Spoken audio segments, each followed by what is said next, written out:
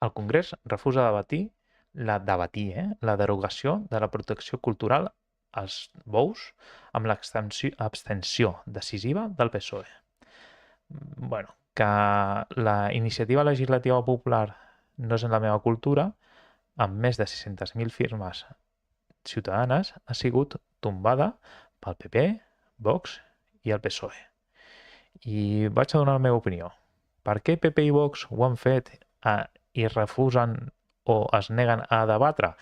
Pues perquè són molt liberals, mucho liberales, però les subvencions els agraden pels temes que a ells els interessa. Com diu el Rayo, capitalismo de amiguitos. Que diners pels seus amics. I el PSOE per què? Pues bueno, perquè el 2026, al juny, hi ha eleccions a Andalusia. I en una comunitat autònoma que des de 2009 no fa més que baixar en els rànquings dels informes PISA, invertir en ensenyament no, però invertir en la cultura, que mal em fa dir-ho així, de la tauromàquia, pues clar, no sigui que el PSOE quedi com qui ha donat peu no a prohibir, a que no es pugui donar fons públics amb total llibertat per part de les comunitats autònomes a una cosa que diuen que ha de ser defensada com a cultura.